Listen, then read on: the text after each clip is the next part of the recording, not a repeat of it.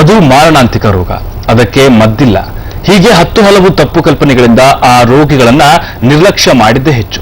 ಆದರೆ ಕೊಪ್ಪಳದಲ್ಲೊಂದು ಸಂಸ್ಥೆ ಅಂತಹ ರೋಗಿಗಳ ಬಾಳಲ್ಲಿ ಹೊಸ ಬೆಳಕನ್ನ ಮೂಡಿಸ್ತಾ ಇದೆ. ಇಲ್ಲಿಗೆ ತಮ್ಮ ಬದುಕು ಮುಗಿಯಿತು ಅಂತ ಮಾನಸಿಕವಾಗಿ ನೊಂದವರ ಪಾಲಿಗೆ ಅದು ಆಶಾಕಿರಣವಾಗಿದೆ. ಯಾವುದು ಆ ಸಂಸ್ಥೆ ಅಂತೀರಾ? ಈ ಸ್ಟೋರಿ ನೋಡಿ. ಇದು ಕೊಪ್ಪಳ ನಗರದ ಹಳೆ ಜಿಲ್ಲಾ ಸರ್ಕಾರಿ ಆಸ್ಪತ್ರೆಯಲ್ಲಿರುವ ಸಂರಕ್ಷಾ ಸಂಸ್ಥೆ. ಇದು ಸಮಾಜದ ವಕ್ರದೃಷ್ಟಿಗೆ ಗುರಿಯಾಗಿ ಒಂಟಿ ಜೀವನ ಸಾಗಿಸುತ್ತಿರುವ HIV ಪೀಡಿತರಿಗೆ ಆಸರೆಯಾಗಿದೆ.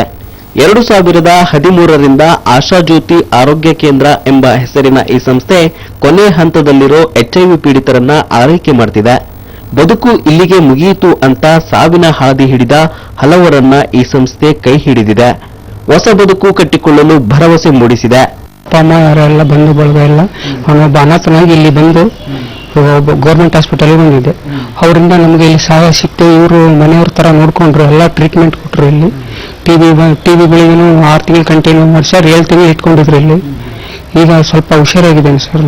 ಭಯ ಹತ್ತೀವಿ ಸರ್. ಅಂದ್ರೆ ಹೊರಗಡೆ ಹೋಗೋರೆಲ್ಲ ಏನು ಚಟ ಮಾಡ್ತಿದ್ದಿಲ್ಲ, ಹೇಗೆ ಬಂತಲ್ಲಪ್ಪ ಜೀವನ ಹಾಳಾಗೋಗ್ತಲ್ಲ ಅಂತ ಇವತ್ತು ಅದೇ ಪ್ರಾಬ್ಲಮ್ ಆಗುತ್ತೆ. ನಮಗೆ ಟ್ರೀಟ್ಮೆಂಟ್ ಕೊಟ್ಬಿಟ್ಟು ಗಂಟೆಗೊಂದ್ಸಲ ಹಣ್ಣು, ಹಂಪಲು, ಹಾಲು, ಬ್ರೆಡ್ಡು ಮತ್ತೆ ಊಟ ಎಲ್ಲ ಚೆನ್ನಾಗಿ ಕೊಡ್ತಾರೆ ಸರ್. ಅವ್ರಿಗೆ ಎಷ್ಟು ಕೃತಜ್ಞತೆ ಹೇಳಿದ್ರೆ ನಮಗೆ ಸಾಲದು ಸರ್. ನಮಗೆ ಇನ್ನು ಕೊಪ್ಪಳ ಜಿಲ್ಲೆ HIV ಪೀಡಿತರನ್ನ ಹೊಂದಿರುವ ಜಿಲ್ಲೆಗಳ ಪಟ್ಟಿಯಲ್ಲಿ 3ನೇ ಸ್ಥಾನದಲ್ಲಿರುವುದು ಜಿಲ್ಲೆಯ ಜನರ ಆತಂಕವನ್ನ ಹೆಚ್ಚಿಸಿದೆ.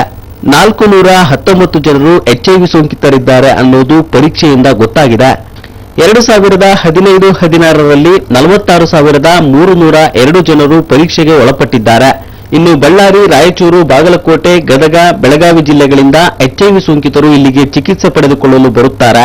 ಇಲ್ಲಿವರೆಗೆ 10,500ಕ್ಕೂ ಹೆಚ್ಚು ರೋಗಿಗಳು ಇಲ್ಲಿ ಚಿಕಿತ್ಸೆ ಪಡೆದು ನೆಮ್ಮದಿ ಕಂಡುಕೊಂಡಿದ್ದಾರೆ. ಸಾರ್ವಜನಿಕರಲ್ಲಿ ಒಂದು ತಿಳುವಳಿಕೆ ಬಗ್ಗೆ ಇರಬಹುದು, ಹಾಗೂ ವಿದ್ಯಾರ್ಥಿಗಳಲ್ಲಿ ಮುಖ್ಯವಾಗಿ ಹದಿಹರೆಯದ ವಯಸ್ಸಿನಲ್ಲಿರ್ತಕ್ಕಂಥ ವಿದ್ಯಾರ್ಥಿಗಳಿಗೆ ಶಾಲಾ ಕಾಲೇಜುಗಳ ಮಟ್ಟದಲ್ಲಿ ಪ್ರಬಂಧ ಸ್ಪರ್ಧೆ ಅಂತ ಏರ್ಪಟ್ಟು ಅಲ್ಲೆಲ್ಲ ನಾವೇನಾಗ್ತಂದ್ರೆ ಇದ್ರ ಬಗ್ಗೆ ನಾವು ಒಂದು ಗಮನ ತೋಳ್ತಾ ಇದ್ದೀವಿ. HIV ಸೋಂಕಿತ ಇರತಕ್ಕಂಥ ವ್ಯಕ್ತಿಗಳ ಒಂದು ಮನೆಗಳಲ್ಲಿ ಏನ್ ಮಾಡ್ತಾರೆ, ಅವರು HIV ಅಂತಕ್ಕಂಥ ಕಂಡು ಬಂದ ತಕ್ಷಣ ಅವ್ರನ್ನ ನೆಗ್ಲೆಕ್ಟ್ ಮಾಡಕ್ ಸ್ಟಾರ್ಟ್ ಮಾಡ್ಬಿಡ್ತಾರೆ. ಅವ್ರ ಬಗ್ಗೆ ಯಾರು ಕಾಳಜಿ ಮಾಡೋಕೆ ಇಷ್ಟಪಡೋದಿಲ್ಲ. ಹೀಗಾಗಿ ಏನ್ ಮಾಡ್ತಾರೆ, ಇಂಥ ಒಂದು ಸಂಸ್ಥೆ ಅಂತ ವ್ಯಕ್ತಿಗಳನ್ನ ಅಲ್ಲಿ ತಮ್ಮಲ್ಲಿ ಇಟ್ಕೊಂಡು ಒಂದು ಜನಪರ ಕಾಳಜಿಯ ಒಂದು ಅವ್ರ ಸೇವೆಯನ್ನ ಮಾಡ್ತಾ ಇರೋದು ಬಹಳ ತುಂಬಾ ಸಂತೋಷ ಅನಿಸ್ತಾ ಇದೆ. ಇವರೆಲ್ಲ ನಮಗೆಲ್ಲ ಸವಲತ್ತು ಮಾಡಿ ಕೊಟ್ಟು, ಏನು ಮಾನಸಿಕ ತಗಬಾರ್ದು, ಗುಳಿಗೆ ತಗೋಬೇಕು, ಊಟ ಉಪಚಾರ ಬೇಸ್ ಮಾಡಬೇಕು, ಬೇಸ್ ಇದು ಮಾಡ್ಕೋಬೇಕಂತ ನಮಗೆಲ್ಲ ಇಲ್ಲೆಲ್ಲ ಟ್ರೀಟ್ಮೆಂಟ್ ಕೂಡ ಹಾಕತ್ತಾರೆ. ಬದುಕಬಹುದಂತ ಧೈರ್ಯ ಬರ್ತೈತಿ.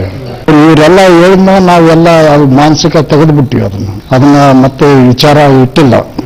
ನಂದು ಹಿಂಗಾಯ್ತು ಹಂಗಾಯ್ತು ಅಂತಂದು ಆಯ್ತು ಬಂದ್ಮೇಲೆ ಅದು ಮನುಷ್ಯ ಹುಟ್ಟಿನ ಮೇಲೆ ಸಾವಂತ ಐತೈತಿ, ಯಾವಾಗ ಸಾಯಬಹುದು.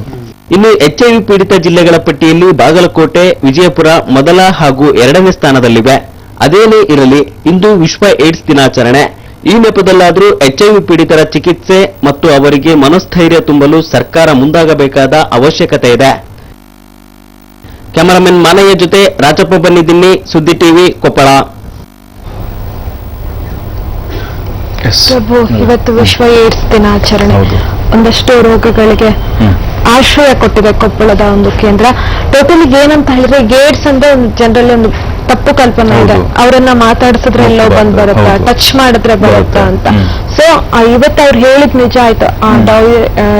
ಏನೇ ಇದ್ದಾರೆ ಅವ್ರ ಆರೋಗ್ಯಾಧಿಕಾರಿ ಏನಿದ್ರೆ ಅವ್ರನ್ನ ಹೇಳಿದ್ರೆ ಏನಂತ ಹೇಳಿದ್ರೆ, ಜಾಗೃತಿ ಮೂಡುವಂತ ಕೆಲಸ ಮಾಡ್ಬೇಕು ಅಂತ. ಅಂದ್ರೆ ಮನೆಯಲ್ಲಿ ಒಬ್ರು ಏನು ಹೆಂಗೋ ಬಂದ್ಬಿಡುತ್ತೆ, ಕೆಲವರು ಎಲ್ಲರೂ ತಪ್ಪು ಮಾಡೇ ಬಂದಿರತ್ತಂತಲ್ಲ. ಕೆಲವೊಮ್ಮೆ ನಾವು ಮೊನ್ನೆ ಇತ್ತೀಚೆಗೆ ಡಾಕ್ಟರ್ ಹತ್ರ ಮಾತಾಡೋರು ಹೇಳಿದ್ರು, 1000ರಲ್ಲಿ 3 ಜನರಿಗೆ, ಅಂದ್ರೆ ನರ್ಸ್ಗಳಿರ್ಬೋದು, ಡಾಕ್ಟರ್ಗಳಿಗಿರ್ಬೋದು, ಅವರು ಅವರ ಬ್ಲಡ್ ಚೆಕ್ಅಪ್ ಮಾಡುವಾಗ ಸೂಚಿತಾಗಿಯೋ ಅವರಿಂದ ಕೂಡ ಬಂದ್ಬಿಡತ್ತೆ. ತುಂಬಾ ಕಡಿಮೆ, ರೇರ್ ಕೇಸಸ್ ಅಂತ ಮೂಲಕ ಕೂಡ ಬರುತ್ತೆ. ಅಂತವ್ರಿಗೆಲ್ಲ ಬಂದಾಗ ಸೊ ಅವರನ್ನ ನೋಡುವ ದೃಷ್ಟಿಕೋನ ಬದಲಾಗ್ಬೇಕು ಅಲ್ವಾ. ಯಾರು ಕೂಡ ತಪ್ಪು ಮಾಡಿದ್ಮೇಲೆ ತಪ್ಪು ಮಾಡಿ ಬಂದಿದೆ, ಸೊ ಅವರನ್ನ ಮುಟ್ಟೋದ್ರಿಂದ ಬರಲ್ಲ, ಅವ್ರ ಜೊತೆ ಕೂರೋದ್ರಿಂದ ಬರೋದಿಲ್ಲ. ಒಂದಷ್ಟು ಜಾಗೃತಿ ಮೂಡಿಸುವಂತಹ ಕೆಲಸಗಳಾಗ್ಬೇಕು ಅಂತ ಅಲ್ವಾ. ಸಮಾಜದಲ್ಲಿ ಅವ್ರನ್ನ ಕೀಳರಿಮೆಯಿಂದ ನೋಡ್ತಾ ಇದ್ದಾರೆ. ಅಲ್ಲಿ ಬರ್ತಾ ಇದ್ದಾರೆ ಅಂದ್ರೆ ಒಂದು 200 ಮೀಟರ್ ಡಿಸ್ಟೆನ್ಸ್ ಮೇಂಟೈನ್ ಬೇಡ, ಅದೆಲ್ಲ ಬೇಡ. ಮತ್ತೆ ಅದು ಬೇರೆ, ಮತ್ತೆ ಮಾನಸಿಕವಾಗಿ ನೊಂದಿರ್ತಾರೆ. ಮೊದ್ಲೇ ನೊಂದು ಹೋಗಿರ್ತಾರೆ, ಇನ್ನಷ್ಟು ಕುಗ್ಗಿ ಹೋಗ್ತಾರೆ. ಕೆಲವೊಂದು ಪುಟ್ಟ ಮಕ್ಕಳಿಗೆ ಅಪ್ಪ ಅಮ್ಮ ತಪ್ಪೇ ಮಾಡಿರಲ್ಲ, ಅಪ್ಪನಿಂದ ಅಮ್ಮನಿಂದ ಹೌದು. ಬರುತ್ತೆ. ಅಮ್ಮನಿಂದ 30% ಬರೋ ಚಾನ್ಸಸ್ ಇದೆ ಅಂತೆ. ಈಗ ಮಗು ಹುಟ್ಟುವಾಗ ಅಮ್ಮನಿಗೆ ಏನಾದ್ರೂ HIV ಸೋಂಕಿದ್ರೆ ಆತರ. ಸೊ ಅಂತ ಮಕ್ಕಳಿಗೆಲ್ಲ ಪಾಪ ಅವುಗಳು ಏನ್ ಮಾಡಿದಾವೆ, ಅವುಗಳನ್ನೆಲ್ಲ ಆತರ ಮಾಡಿದ್ರೆ ಆ ಮುಗ್ಧ ಮನಸ್ಸುಗಳಲ್ಲಿ ಇವಾಗ್ಲೇ ನಾವೊಂದು ಅಸ್ಪೃಶ್ಯ ತರ ಮುಟ್ಟಿದ್ರೆ ಪಾಪ ಅವ್ರಿಗೆ ಎಲ್ಲಿದೆ ಬದುಕು ಹೇಗೆ ಅಲ್ವಾ? ಅಂತ? Okay. ಸೊ ಅವರನ್ನ ನೋಡೋ ದೃಷ್ಟಿಕೋನ ಬದಲಾಗ್ಬೇಕು. ಅವರನ್ನ ಮುಟ್ಟೋದ್ರಿಂದ ಆಗ್ಲಿ, ಅವ್ರ ಹತ್ರ ಮಾತಾಡಿಸೋದ್ರಿಂದಾಗಿ, ಜೊತೆಗೆ ಓಡಾಡೋದ್ರಿಂದ ಬರೋದಿಲ್ಲ ಅನ್ನೋ ಒಂದು ಸಣ್ಣ ಸಣ್ಣ ಬೇಸಿಕ್ ನಾಲೆಡ್ಜ್ಗಳು ಜನರಿಗೆ ಸಿಗ್ಬೇಕು ಅಂತ ನಾನು ಹೇಳ್ತೀನಿ. Okay. ಹಾಗೆ ಹೇಳಿದ್ರು ಕೊಪ್ಪಳದ ಸಂರಕ್ಷಣಾ ಸಂಸ್ಥೆಯಿಂದ ಆಶಾ ಕಿರಣ. ಹೌದು. ನಿಜಕ್ಕೂ ಅಂತ ಕೊಪ್ಪಳದ್ದು ಪ್ರತಿಯೊಂದು ಜಿಲ್ಲೆಗಳಲ್ಲಿ ಆಗ್ಬೇಕಂತ. ಹೌದು. ಕೇವಲ ಕೊಪ್ಪಳಕ್ಕಷ್ಟೇ ಸೀಮಿತ ಆಗಬಾರ್ದು. ರಾಜ್ಯದ ಪ್ರತಿಯೊಂದು ಜಿಲ್ಲೆಗಳಲ್ಲಿ ಅಂತಹ ಜಾಗೃತಿ ಮೂಡಿಸುವಂತಹ ಕೆಲಸ ಅವರಿಗೆ ಏನು ಆಶ್ರಯ ತಾಣವಾಗಿದೆ. ಈಗ ಅವರು ಹೇಗೆ ಮಾಡ್ಬೇಕು ನಿಜಕ್ಕೂ ಅಂತವರು ಸರ್ಕಾರ ಮುತುವರ್ಜಿ, ಹಾಗೆ ಆರೋಗ್ಯ ಇಲಾಖೆ ಕೂಡ ಇದಕ್ಕೆ ಕೈ ಜೋಡಿಸಿ ಇವತ್ತು ಮುಖ್ಯವಾಗಿ ಇವತ್ತು ಜಾಗೃತಿ ಕಾರ್ಯಕ್ರಮಗಳು ಕೂಡ ಹಮ್ಮಿಕೊಂಡಿದೆ ಸರ್ಕಾರ. ಹಾಗೆ ಸಾರ್ವಜನಿಕರು ಕೂಡ ತಿಳಿ ಹೇಳಬೇಕು ಅದ್ರ ಬಗ್ಗೆ. ಹೌದು. ನೆಕ್ಸ್ಟ್ ಸ್ಟೋರಿಯನ್ನ ನೋಡೋಣ.